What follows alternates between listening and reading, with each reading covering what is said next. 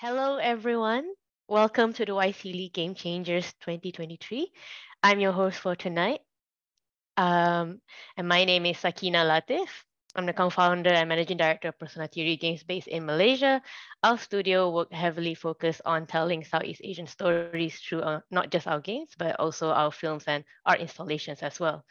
So joining me tonight is Matthew White of Whitethorn Games and Brian Kwek of Eastbreak Games. And I will want to both of you to introduce yourself now.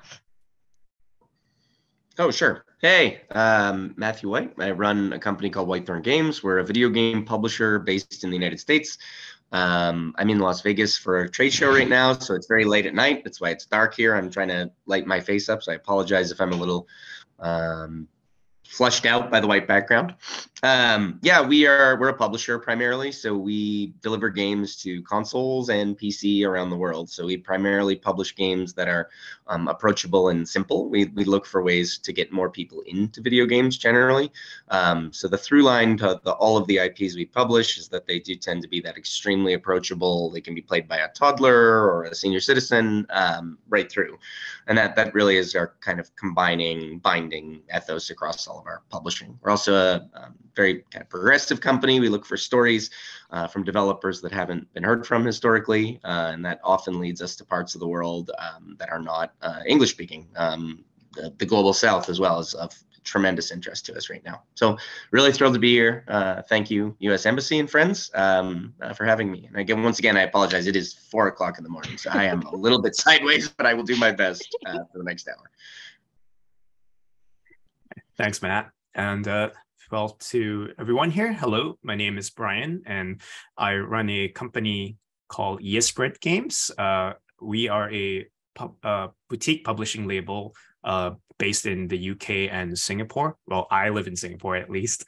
And we focus on games that are generally like strong in narrative, and we try to look out for games that have a strong, very distinct sort of visual aesthetic, games that tell a strong human sort of facing story to them, or like that reflect on a very sometimes maybe the darker side of what it means to be human. But we try to pull it together in terms of like games that stand out, have a they would turn your head if you saw it at a walking around a convention. You look at it and you want to know, what is that game about? I want to get immersed in that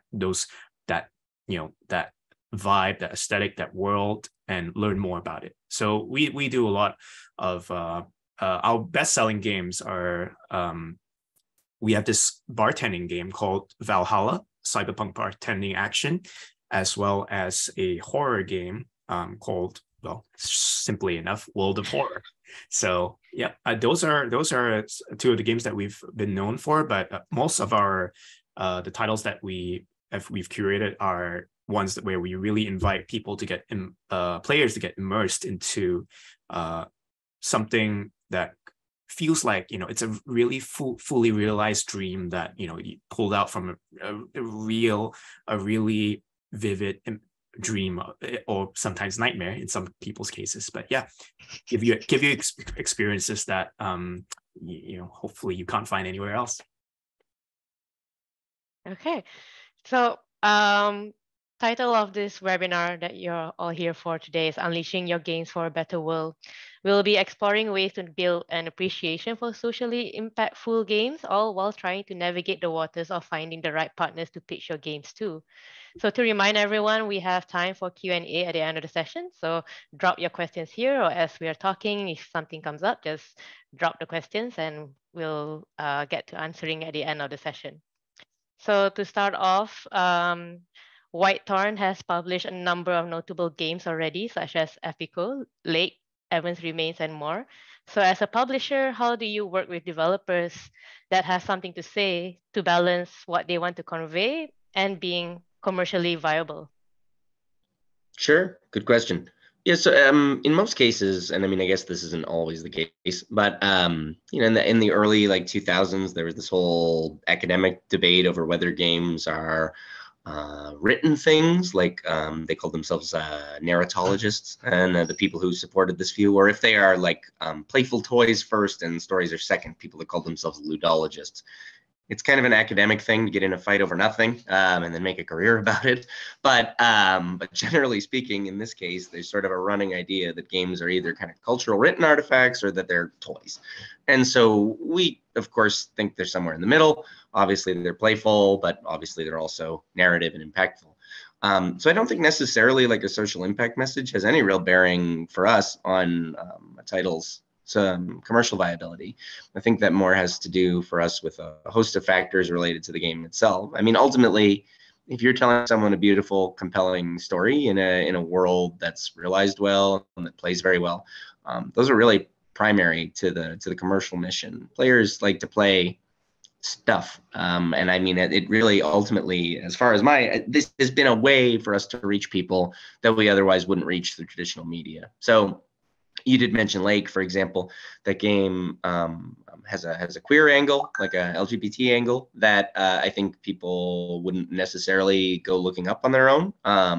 Also has a very sort of female-centric narrative. It is about like a middle-aged woman finding love, which is another topic that you don't really see addressed in video games. In media, you don't see middle-aged women at all a lot of the time. So it's one where we really do our best to try to find ways to both provide you an experience that's really high quality, like Lake's in Xbox Game Pass. And I mean, it's a phenomenal console game that's very highly reviewed. But at the same time, I mean, there's a clear message in there about, capitalistic progress being difficult and kind of spoiling human interactions, and about peace in small towns in the United States, and that more places than just New York and LA exist, and these kinds of things that internally to the country are interesting. So I know I meandered a bit, but ultimately I don't think it has too much bearing for us. Our customers are ready to accept the fact that we're going to show them interesting and different and diverse things.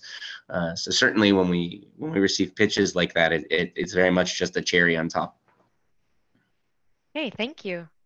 So, Brian, recently, especially in Southeast Asia, there's more and more topics on serious games, particularly on games that have some cultural roots. I believe in general, people in the region are dying to tell their stories through games.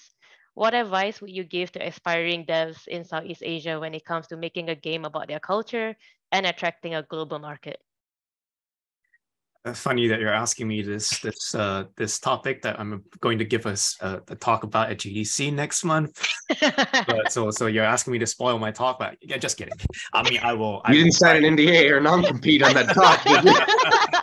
Yeah, but I think to address the question of like what should you do if you're trying to promote, I want to take a second to sort of we are talking about cultures and the way that that we present an aspect of our lived experiences, like out here in Southeast Asia. For this region already is so fractured, right? You've got what is it, like at least 12 different countries minimally within this one region alone, each of them having in a certain way shared backgrounds, but very wildly different outcomes of how we've lived our lives and governed our societies.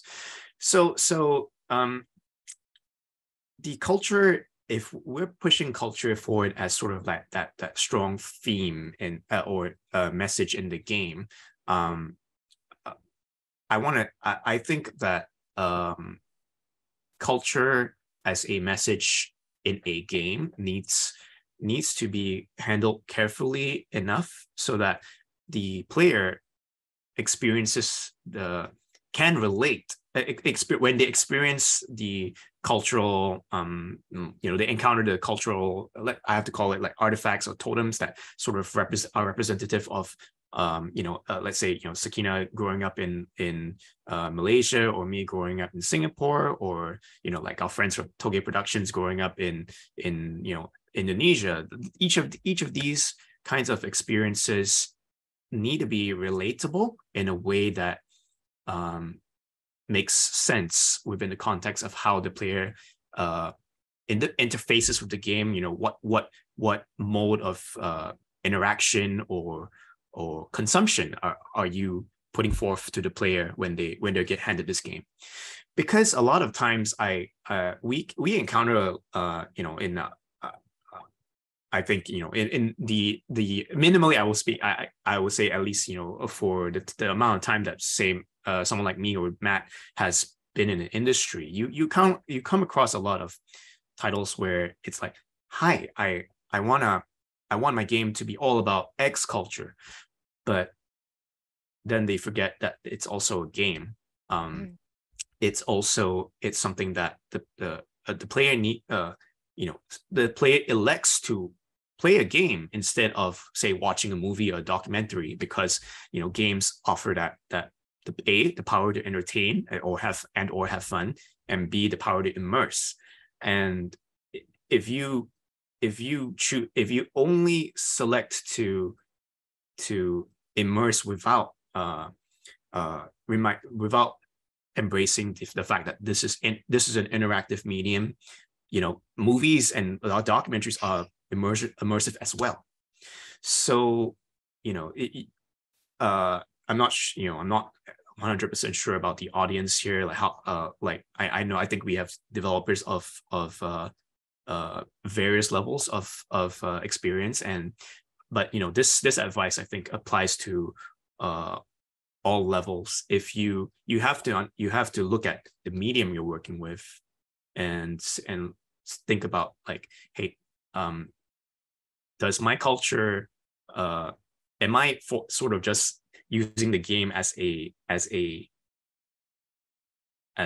sort of not a weapon, like a serving device to just force feed someone info about my culture, or is this a scenario where I'm having fun and I'm exposed to this to relatable instances of how this culture worked for someone else's lived experience? How are you helping someone walk in their shoes, in the shoes of a different lived experience, in a way that's compelling to the end player?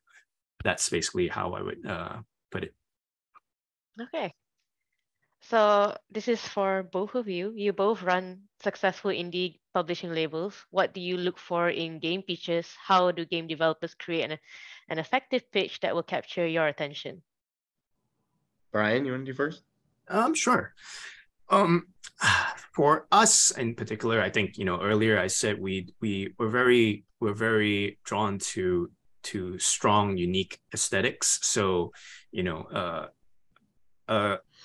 someone who pitches us, traditionally, you send a pitch deck, and you maybe provide like a trailer or like a GIF, an animated GIF, along with the email that you send us when you're pitching. And we kind of see very quickly, like within for me, I can basically look at an email within 5 to 10 seconds. I'll know visually, does this make the cut or not.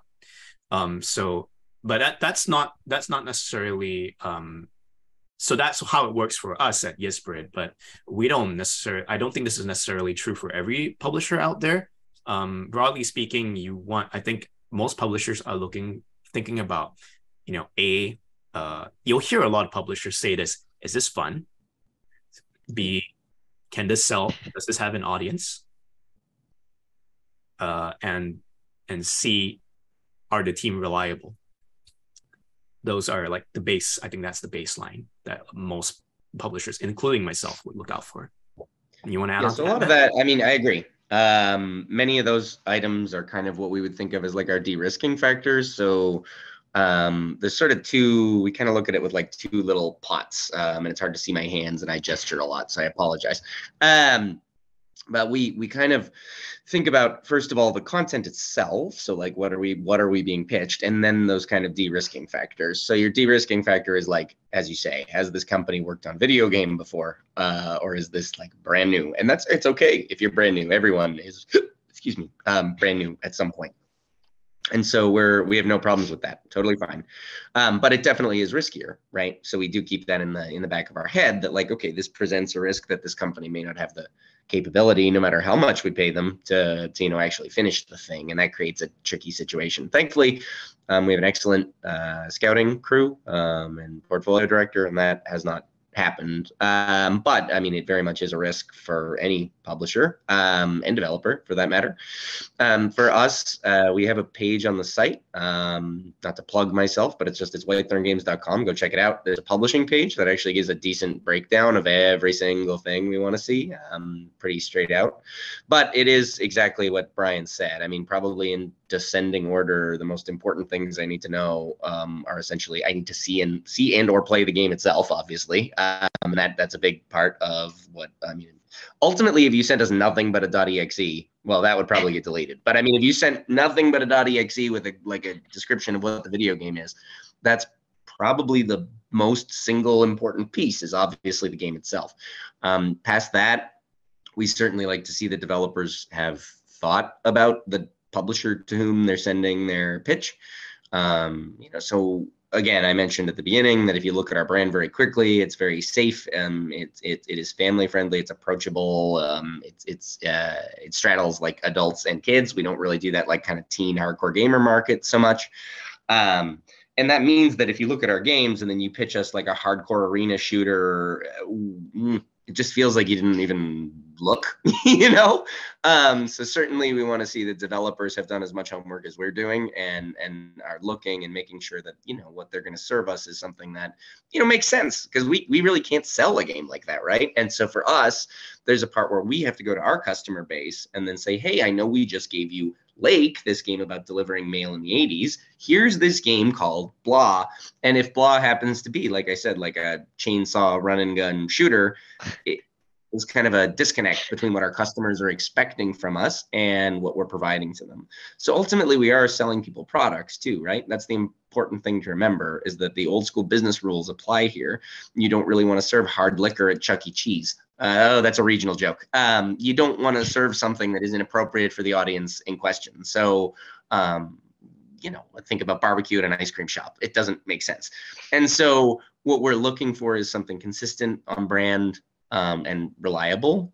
So that's a big one for us. We're a smaller company. We get about 48, 50 employees. So we're big as publishers go, but we're not very big as companies go. The people we're working with are Microsoft and Google, hundreds of thousands. So consequently, we do have to be a bit careful in our signing. If we're going to give somebody $1 million or something to make a video game, if we get that wrong, it could be extremely damaging. So we do have to be a bit picky, unfortunately. So to that end, if you ever do pitch to a publisher, even if it's not me, and you're rejected, please don't necessarily think that's somehow a reflection on you as a person or your game as a product.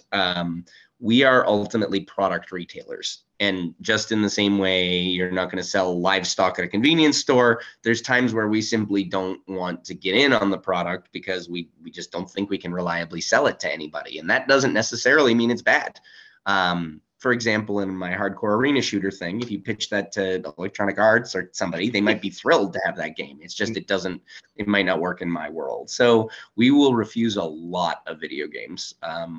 Probably 99+% are refused, not because they're bad or anything, or that the developers are bad in any way. It's simply because it's not a brand fit, or we're full. We only have so much money that we can spend. So you may just have a case of bad timing, where something that looks phenomenal and that we would really sign regularly is ultimately rejected simply because we just don't have available budget left to spend on it. And we are friends, but we're also competitors, right? So there have been many games that have come across our desk that have ended up in all of your catalogs. So, and vice versa, I'm sure.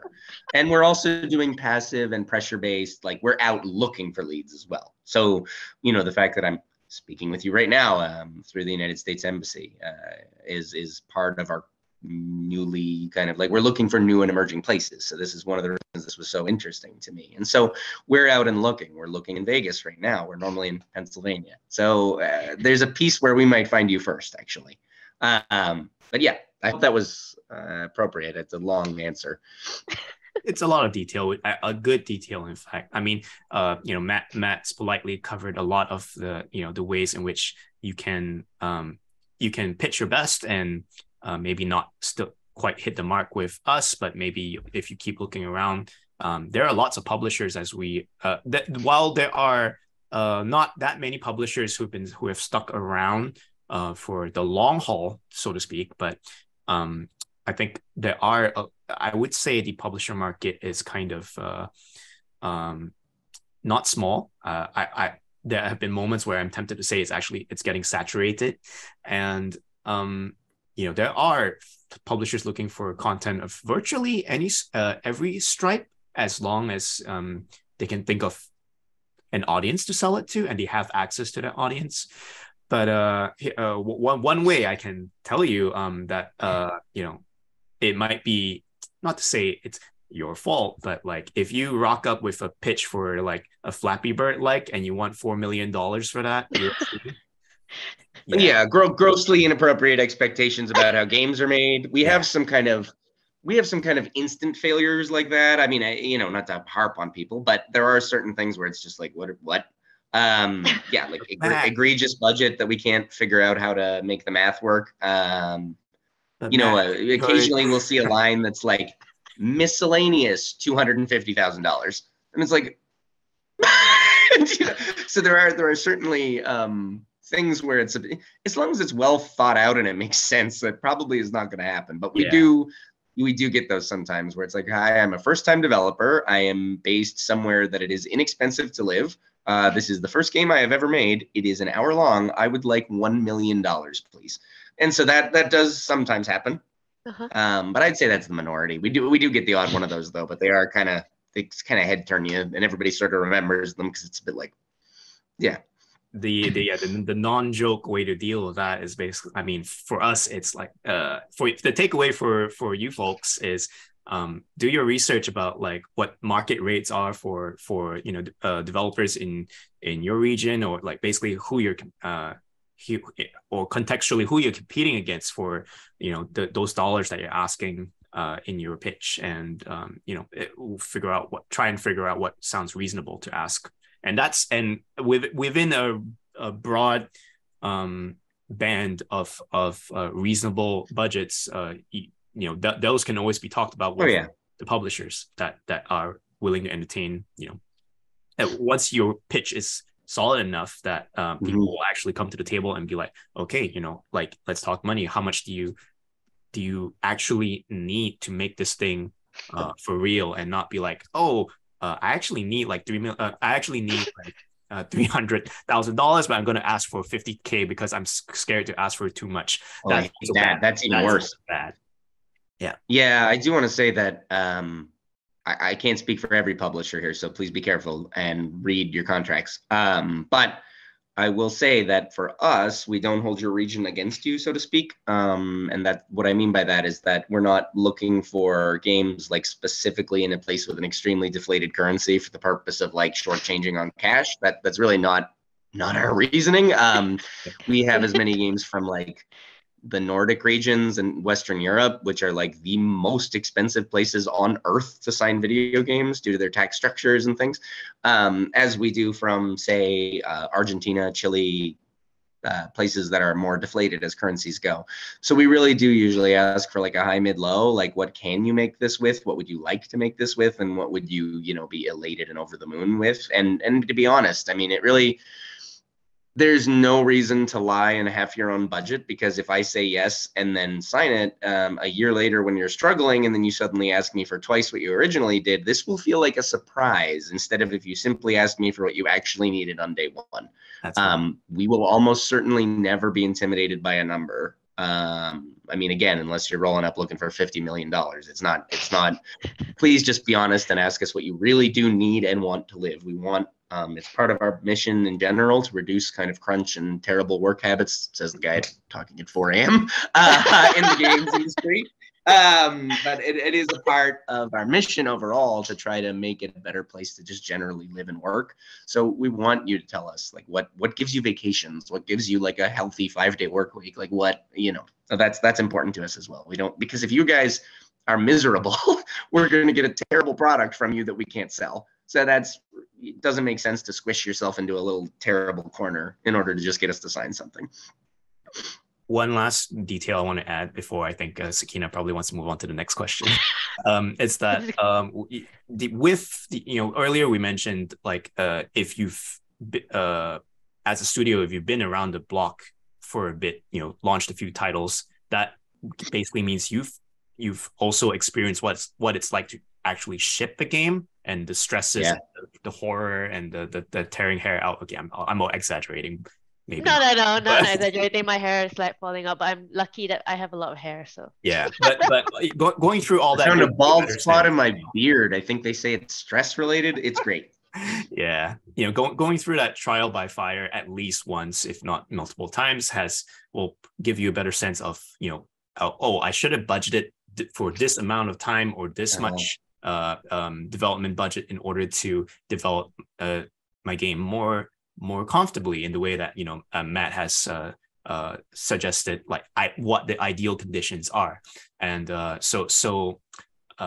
sometimes if you don't have that experience, you can talk to those who have developers who have walked through that sort of trial of fire really, and you try and get a sense of whether your budgeting is realistic or not.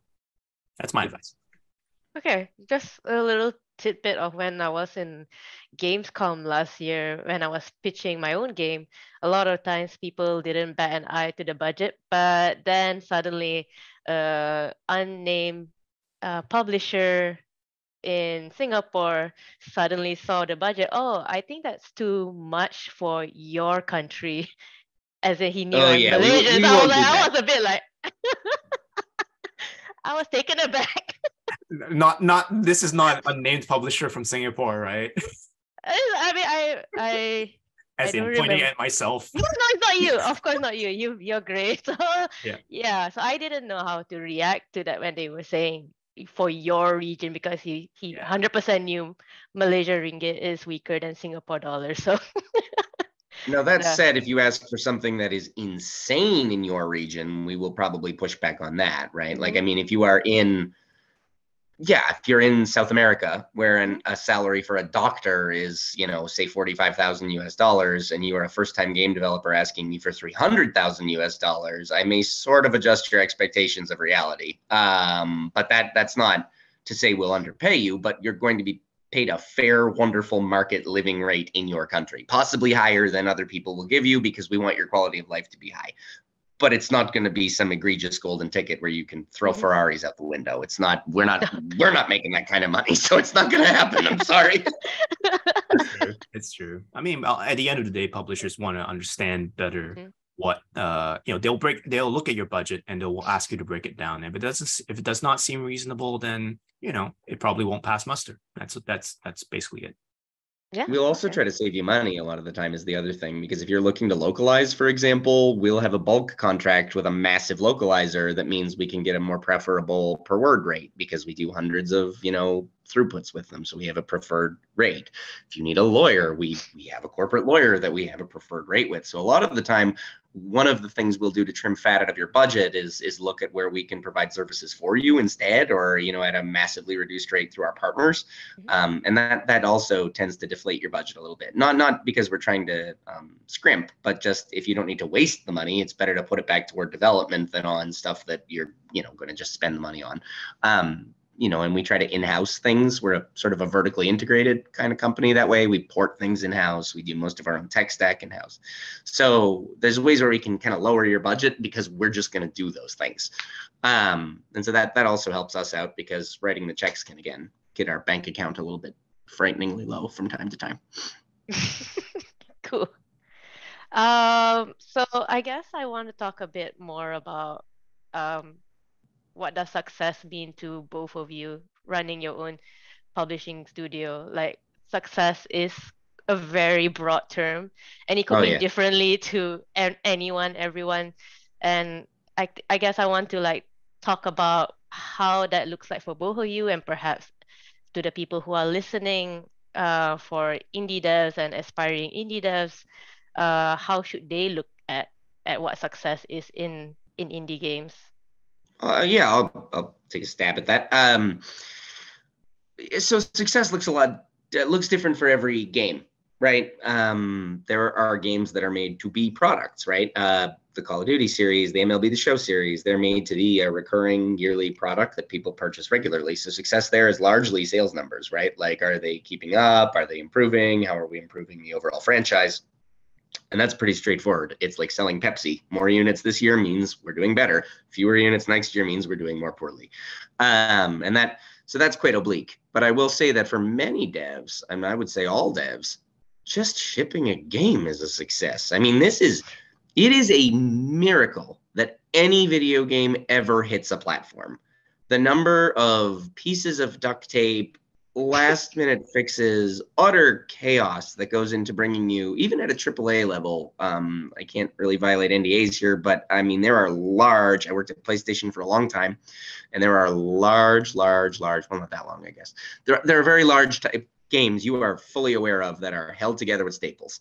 And I mean, about to burst at any moment. And that is a reality of the industry. We are literally pushing tech in some cases to its extreme edge. For a time in the early 2000s, the games industry and the GPU manufacturing industry were in literal lockstep race with each other, trying to drive more frames and more pressure. So we're literally influencing the computer architecture itself by our work. It is so tenuous and dramatic. So if you have anything out anywhere on anything, you have succeeded in great measure.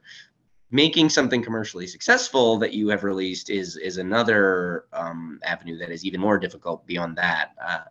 We really just try to break even on our games. Obviously, we want to make millions and millions of dollars and have yacht fights or whatever rich people do. But we don't really use that as our metric. We want to stay open. So we have what would I call this, like a long game strategy as a company, where, as we said earlier in the call, many publishers exist, but most are here for 2 or 3 years. They help some people make some great games, and then they kind of fold in amicable ways. So that's not to say that they fall apart or there's some big chaos or whatever, but it just kind of, maybe the money runs out or their interest fades or whatever. There's a lot of these. You can kind of Google over the last few years. There's tons and tons and tons of publishers that no longer exist. Many that we met that have founded after us no longer exist. So for us, it's always been a long game. So for us, really, I mean, break even and making sure that we can continue to ship things. Gosh, yeah, yacht fights the game. It's yacht jousting. Yeah, yeah. We can boat toward each other with our private moon rockets and see who gets knocked off first. Yeah, I don't know. But at any rate, for us, it's often break even. We really just want to make sure we've made the money back that we put into it, and we've built our portfolio, and we have a great game on new platforms, and people are playing it. I mean, there's a brand building exercise for us as well. So it's a personal question what success is, right? We are open every day, and that is an overwhelming success for me. The fact that I open my eyes every day, and there are 50 people that rely on me for everything from their children's college funds to their healthcare, is a world I never thought I'd be in, making games about cats.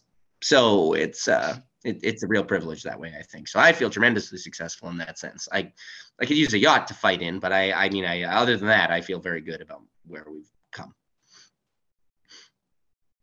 That's a great answer, Matt. That's so wholesome too. Yeah. Besides the yacht fighting. Well, thank you. I'm trying to imagine Matt and Brian yacht fighting. Oh boy. So on our end, for YesSpread, I'll speak more I mean, at a company level, same as Matt, we financially, we would love if minimally the title that we worked on, we break even on the money that we put in, and basically everything else is gravy. If whatever else we make on top of that, we can reinvest into new titles. But I think at a personal level, that sort of success is when we started this label that this whole endeavor of publishing games. To me, it came from a place of wanting to be able to put games out there into the market that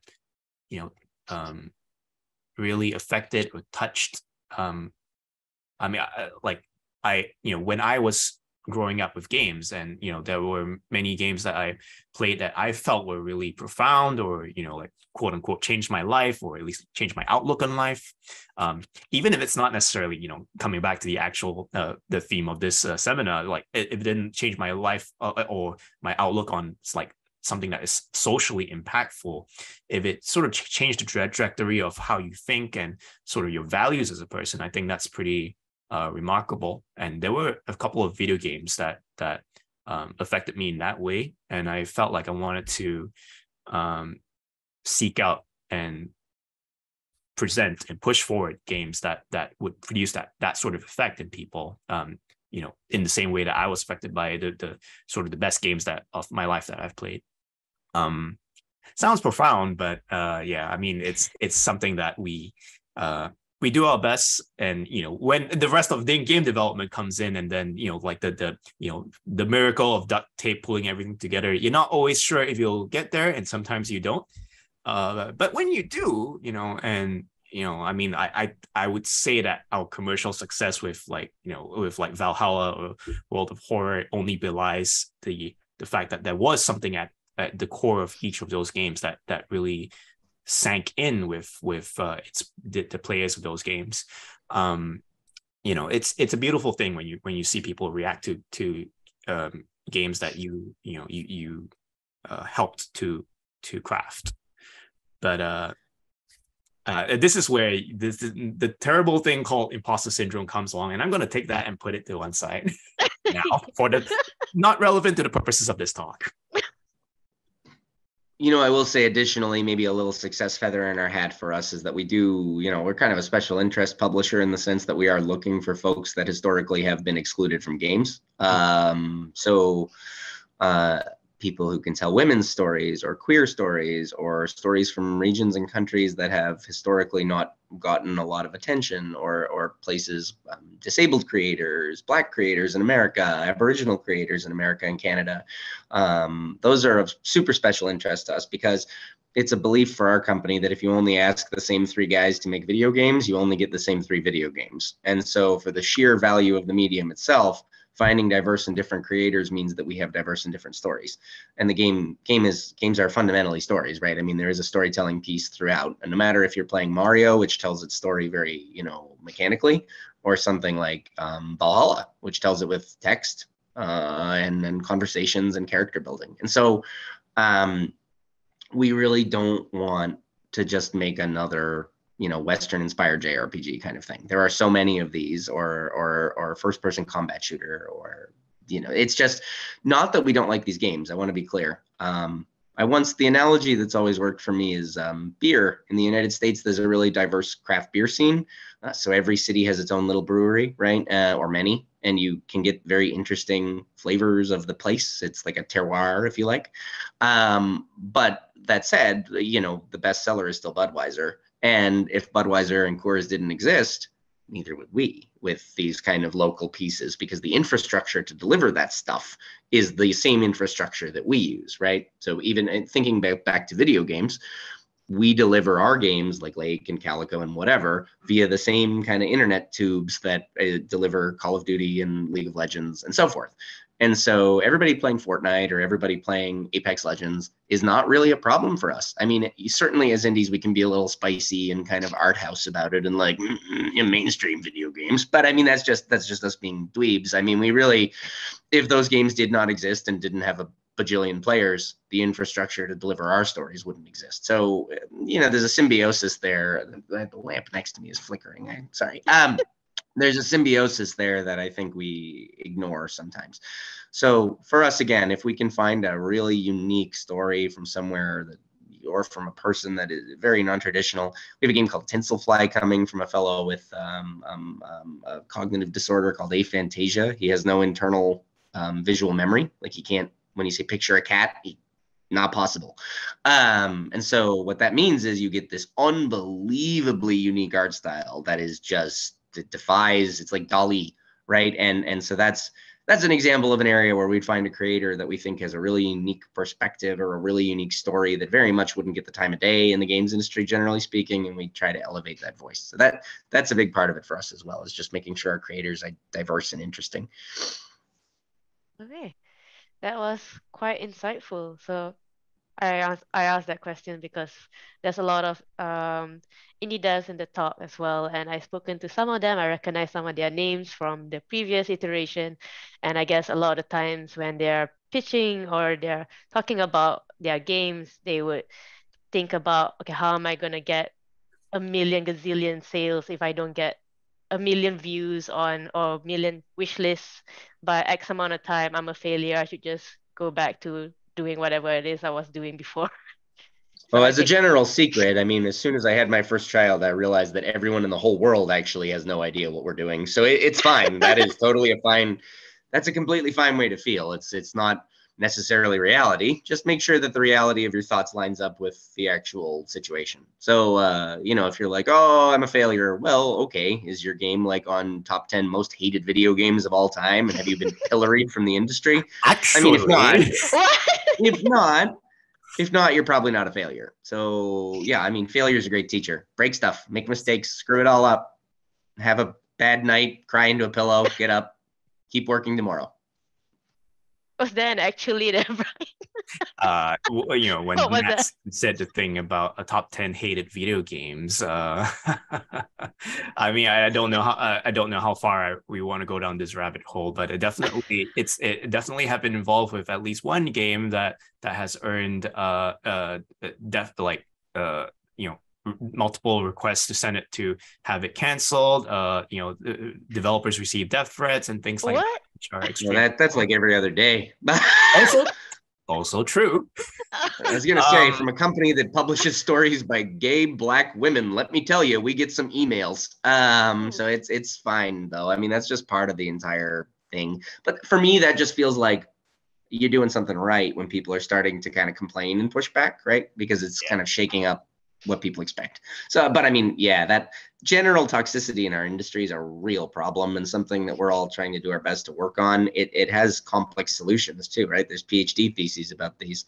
A friend of mine, Dr. Leah Fredman, did a PhD thesis on toxicity that's kind of well read at this point, and it's a really tricky topic. I mean, there's an entire crew at Riot of people with doctorates that are trying to address specifically this. So yeah, that's a hard part for just games in general. I think media in general, the film industry also has a lot of these same similar problems. Yeah. Yeah. Absolutely. Okay. Before we go to Q&A, I think the last question I have is like, could you just share with us what are some of the biggest mistakes that you've seen in game pitches? Matt, We you want to go maybe hit a first? little bit about this earlier, but I think like, yeah, again, egregiously off brand, wildly unrealistic budget. And I mean, we're talking wildly here, like not, if you look at it and think, oh, I'm not sure they're going to want to pay that, that's probably not wildly out. If you're looking at it and going, I don't know if we can have a yacht fight with that, that's unreasonable. So just please do that. Those are probably the biggest two really that we drop immediately are just like completely not a brand fit. If we get pitched something that is blatantly pornographic or, this kind of thing that are wildly out of our scope, those are instant failures for sure. Anything that's kind of like in any way profiteering or offensive. So we get a lot of that, like, you'll see things related to the war in Ukraine, instant failures. And then additionally, and again, like the budget, if the budget is just crazy, like it's clear that you haven't spent any time thinking about it, that's going to be a hard one for us to get past because you never see like you play a Telltale game and in the corner you've got like Matthew will remember that, if you showed up with an unbelievably crazy budget and then after a whole bunch of coaching, we got you back to reality, I will always remember that you had a pretty unrealistic expectation of how business works. And that fills me with a bit of dread. So those are probably, I'd say, our big three: something wildly offensive, egregiously off brand, or just crazy in terms of budget, either low or high.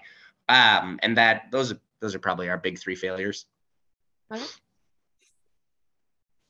For in my experience, there's one thing that I'm personally not very fond of when I encounter pitches. And Matt has covered a ton of ground already in terms of generally behavior that will generally get you turned away at the door. But there are folks who, you know, they'll take advantage of showing up at conventions and saying, "Oh, I heard you're a publisher. Let me pitch you." And there is such a thing as a right time, right place. You know, not every some publishers are like, "Yeah, sure, hit me up. Like, tell me what your game is about." And there are, but you know, publishers have. You know, when you run a company of Matt's size, for example, that not everyone is the scouting department, right? If you pitch the CEO, maybe, you know, that makes sense, or you try, you know, impress the big boss, but you generally want to talk to the people who are actually looking for the games. You don't want to go to the marketing intern and be like, hey, I've got a big pitch, I'm gonna pitch you. And in my case, I actually recently encountered a developer who basically accosted me at a certain live venue and effectively made up their pitch as they went along, and then just like, come on, like a pitch is something you want to prepare. I mean, it's generally you want the person you're talking to have actually seen your game, like read your pitch, and now they're talking. Now the conversation is about like establishing, you know, like where's the ground we can where's the common ground we can establish to really make this partnership work. If you sort of just fling a million. Dummy fire. I don't love that either, but it's not an instant failure. But I don't love the dummy firing when you just send it to everybody. Yeah. And if you do that in person, that's like, you know, Matt said, Matthew will remember that. Brian will remember. you exactly really... that. Yeah, it's just there's a lot of there's some obvious red flags, like I mentioned, I guess. But yeah, Brian's right. There are also several kind of yellows that are going to maybe knock you down a peg in terms of because the other thing is, remember, you're competing with other developers, but we're also competing with our own catalog. I can't publish 50 games a year, right? Like, it's not going to happen. You know, if we are running like humming, like if the business is absolutely doing perfectly, you will see a game a quarter from us. And that's because years prior, our portfolio guy was very good at timing out releases. If you see that kind of regular cadence, and it's not always like that. There's disruptions and delays and and that's totally normal and just part of this industry. But we very much, try to stay, 3 to 5 video games a year. And that means that by nature of the fact that we get 30 to 50 passive pitches a week, that the alarming majority of those are going to be no's, not, again, for really any reason. And then we have this like unenviable Sophie's Choice type situation where sometimes we really do have to say no to games that are phenomenal that we would have loved to sign. In the last year, we said no to Dordogne, which like won an IGF and is selling like crazy. Before Your Eyes, we said no to, which so there's Tom. We've said no to a lot of really stellar games, and not because they're bad games. All 3 ones I just said are commercial successes. They're in platform services. They're in the IGFs. Like, they're tremendously successful, beautiful, great games. It's just we can't afford everything in the universe, and also we don't have time sometimes. So there is, again, I want to really stress that if you send me something and I say no, I really don't hate you as a person, and you don't need to feel badly about yourself. It is just, it may vary, and we'll try to be very honest about that. So I've always told our portfolio guy that like the number one thing he can do for folks is give them like feedback on a failure, like direct, real feedback. And that is hard. And because of the sheer volume, I mean, he sees an unbelievable number of video games. So yeah, please don't think we're being short. It's really just a time versus size kind of thing. Okay, cool. I think now we'll go to Q&A. So I think good timing from Muhammad Tariq. He has a question. When should we start pitching our when should we start pitching our games to publishers? And if we fail the first time, is it possible to polish our pitch a bit and try again with the same publisher, or does it depend?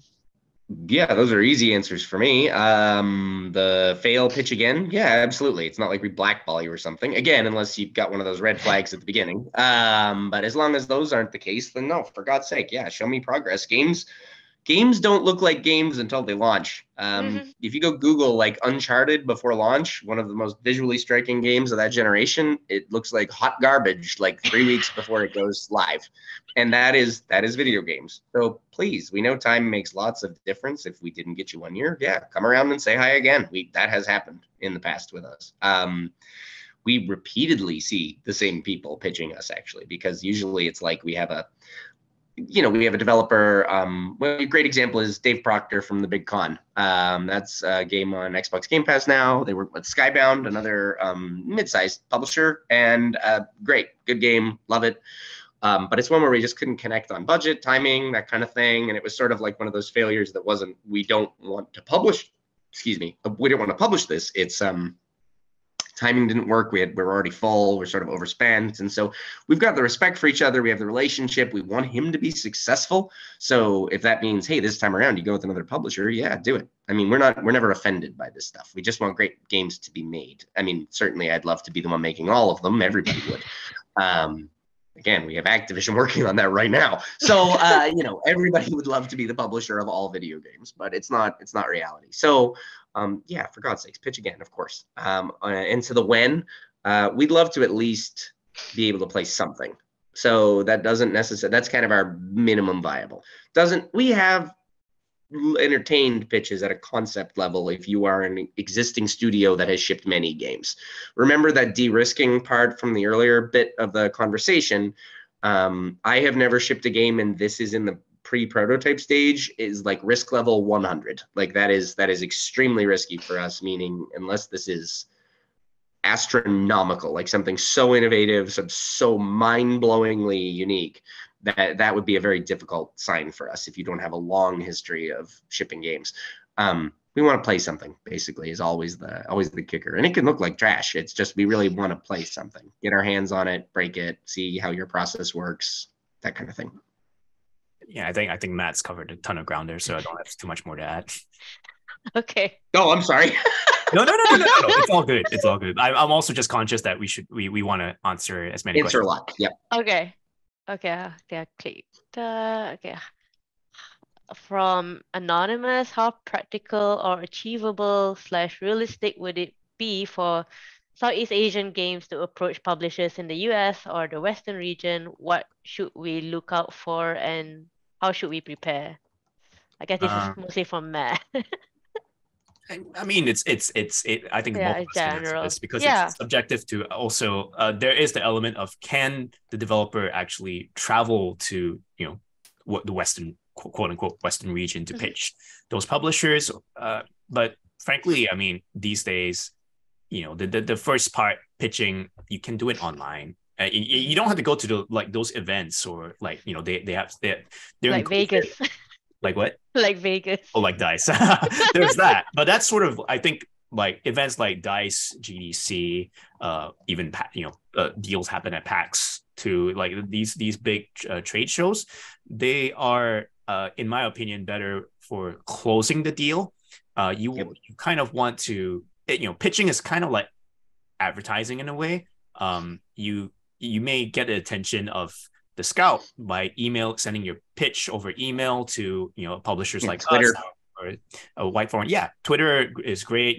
There's a hashtag pitch your game that runs every so often, and you see tons of developers put in their animated GIFs of their games, playing like just showing it off, showing their progress, and publishers pay a lot of attention to those threads. We are scouring. Like there's a server blade in our office that's literally just Python scraping half the internet all the time. We're looking. Believe me, we're always looking. Yeah. So like online is sort of like your first point of contact, and if you're able to start and or maintain a conversation with said publishers from the email or Twitter outreach, then you can maybe if you happen to attend like a PAX or GDC and you're able to establish direct contact, that kind of makes it even better. But sometimes you don't have to meet people at all to close the deal, because like Matt said, sometimes all it takes is one EXE if your game is that strong.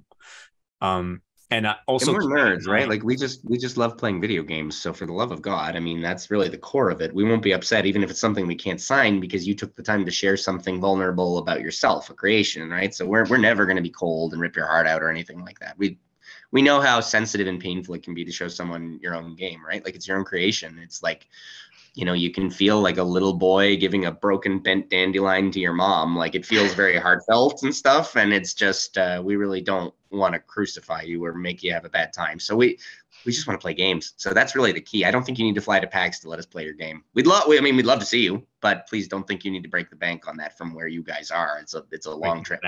Exactly. And if you're lucky enough to live in a region that where, you know, the government provides subsidies or grants to travel to, you know, GDC or PAX or whichever, you know, a show where these said Western developers may be in attendance, then that's great. But if not, don't feel like you have to make or break by attending GDC. Or one of these shows, because, you know, making the best of your time is such a show. That's a whole other talk.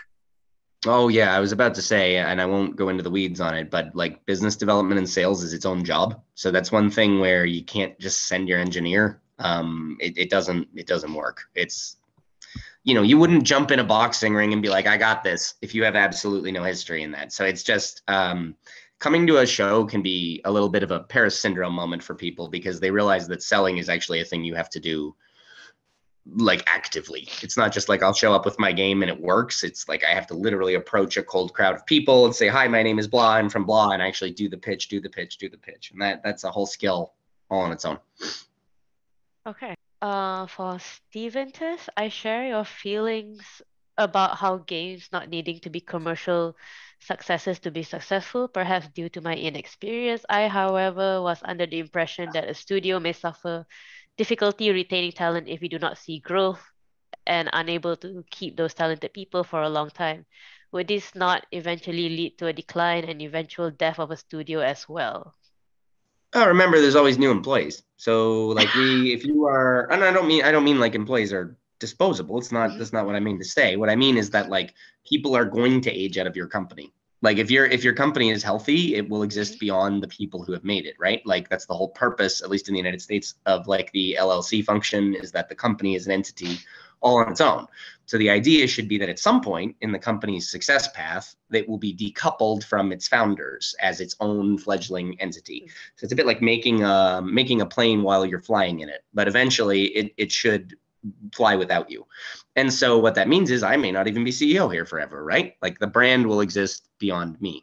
And so, yeah, that's true. So if we had a relatively stagnant kind of brand and we were sort of always just humming along doing, you know, 2 million in revenue every year and keeping it, whatever it might be.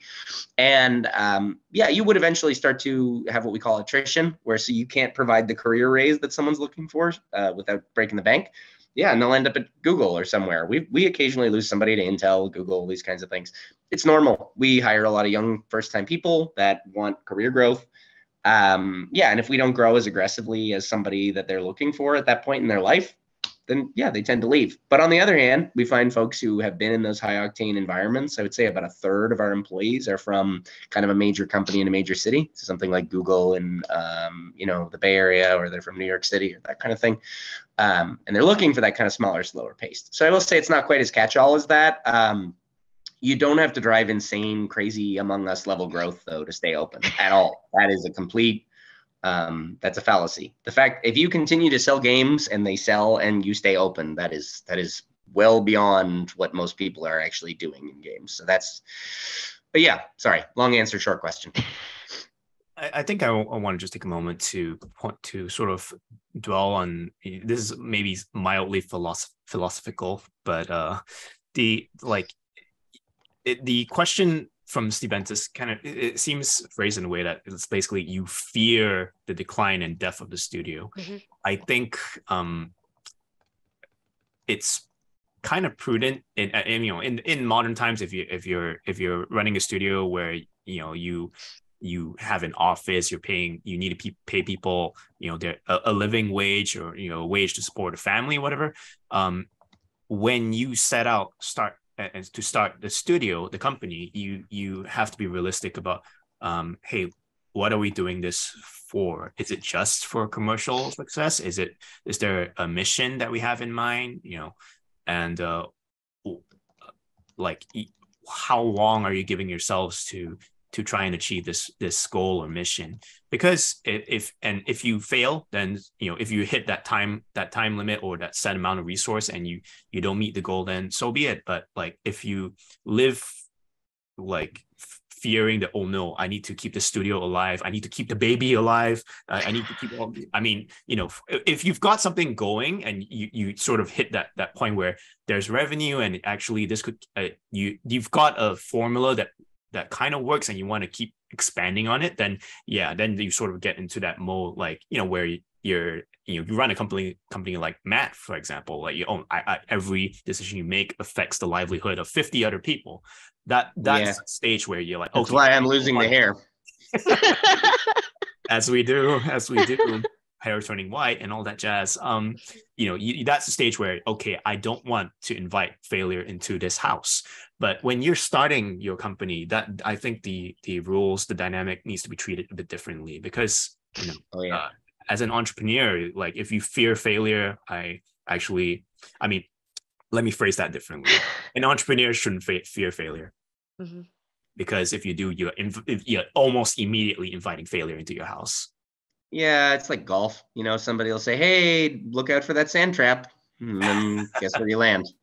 Yep, for sure. Okay, I have to admit I am very sports illiterate, so I had no idea what that meant. But okay.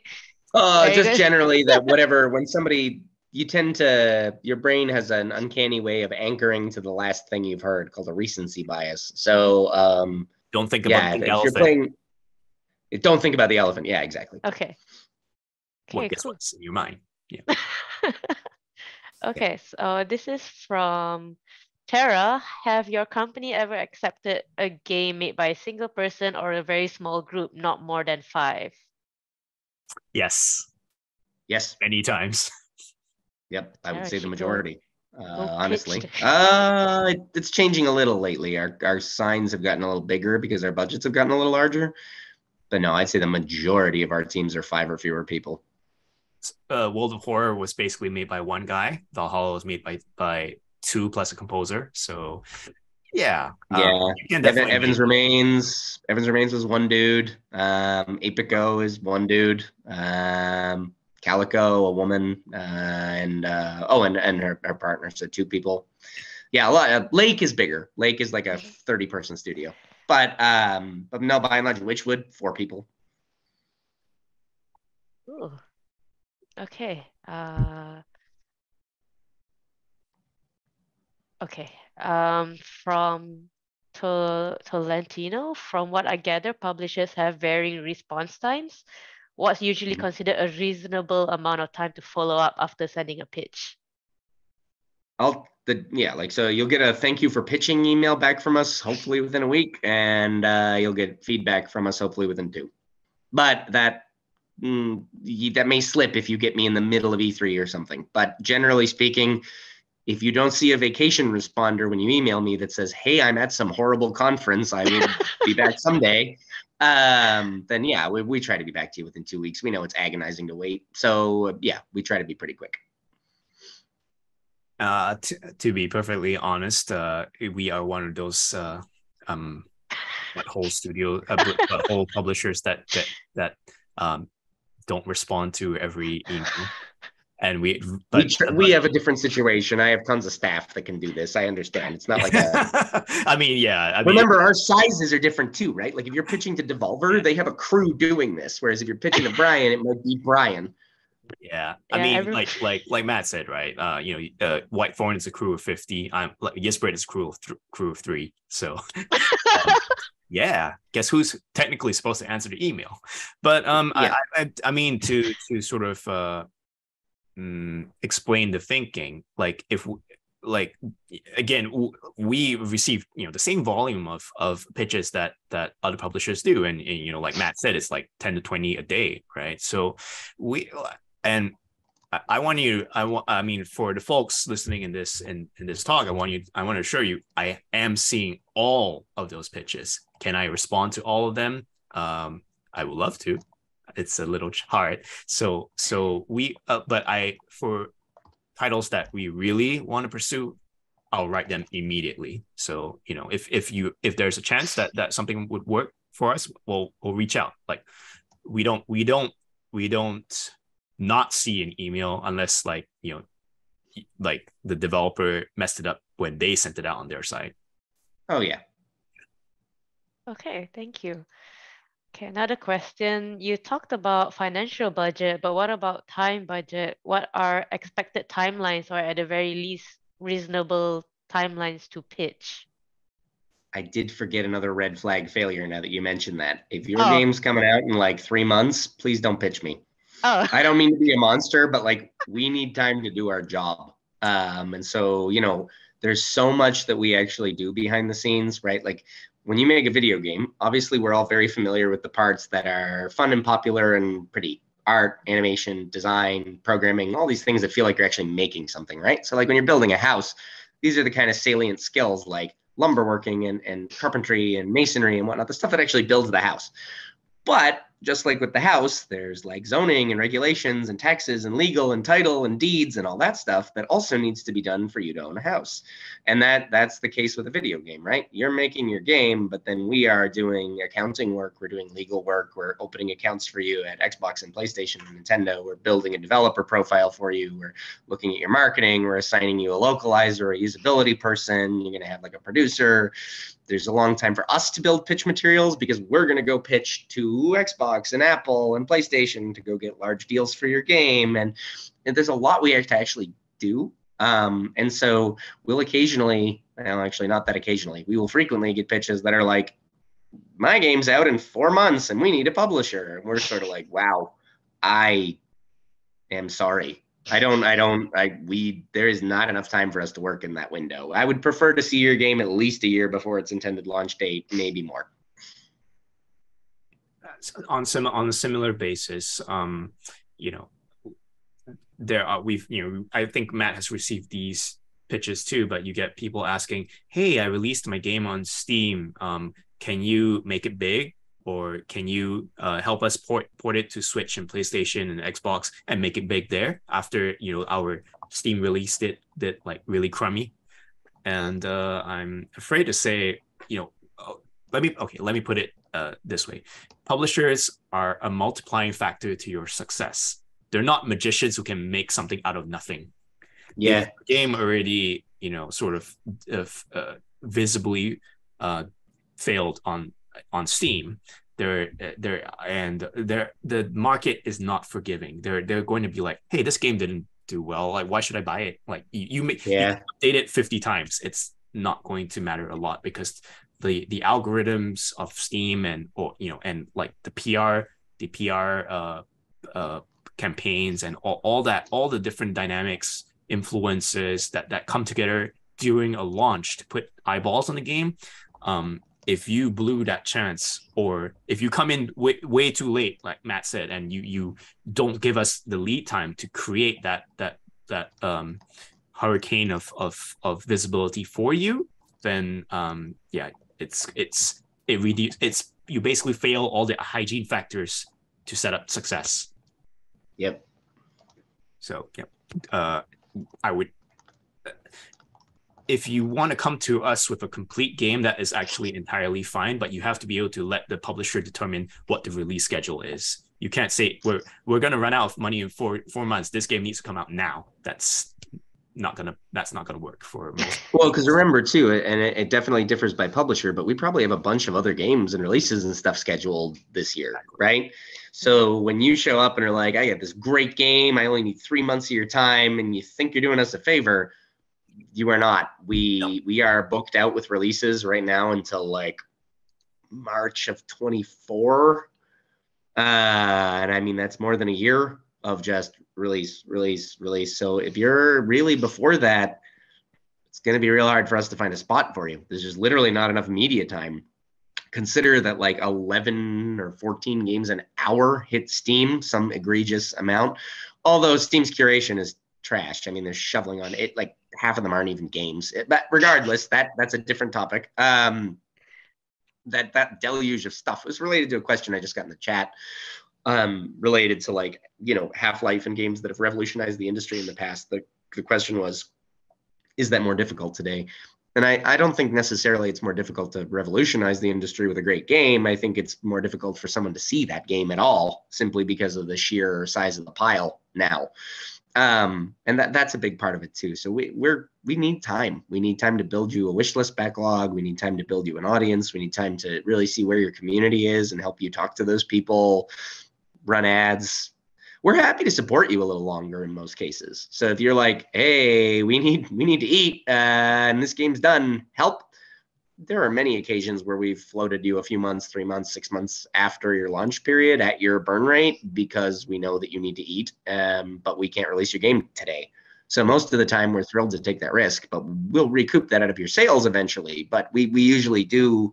We're flexible on time that way. We really prefer later. Like, longer is always better. Let us know.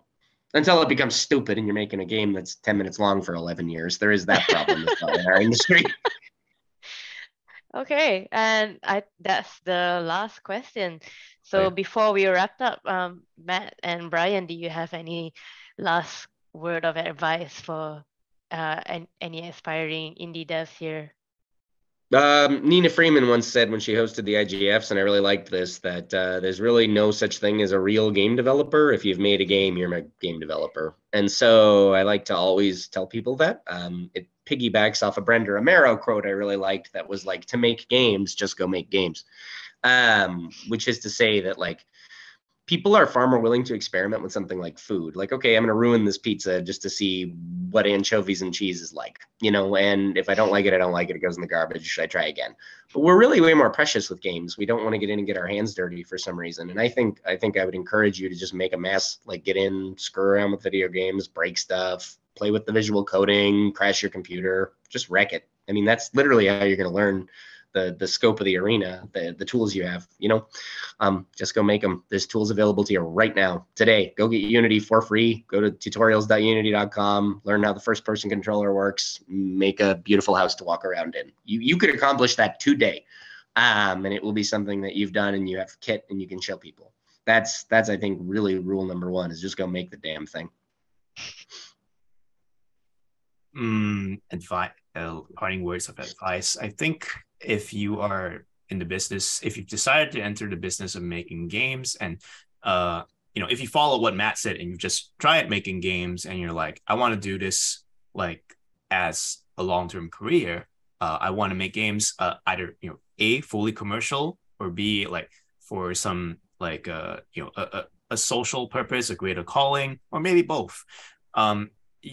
You're still gonna have to walk that path of I talked about trial fire multiple times in this today's session, and it's, you got to keep walking and failing, learning lessons from failure. I think I've shared with Saqina separately and probably a few other people that game development, you're going to take a lot of hard knocks. Sometimes I have no idea why I've even been invited to talk at sessions like these, other than I got batted in the face multiple times, figuratively, of course. And you basically carve your successes out. The path to your success, you carve it out with the more lessons you learn from those hard knocks. It's very, I guess, trite advice, but I think in the games industry, it still like holds true. The only caveat I would add is that the market moves really quickly, so you have to understand how those lessons you learned, how do they still apply today? Like, because like the person who, like the person in chat who asked about how can someone succeed with Half-Life today, the way that it did, and when Half-Life came out, I would say probably no. You have to recognize where the market is, and make sure and figure out how the lessons you've learned apply to the scenario today. And if you don't know what you don't know, then it's always wise to talk to more people and figure it out. Yeah. Okay. Thank you so much for both of you, and I'll pass it back to Stephanie. Thank you, everyone. Thank you.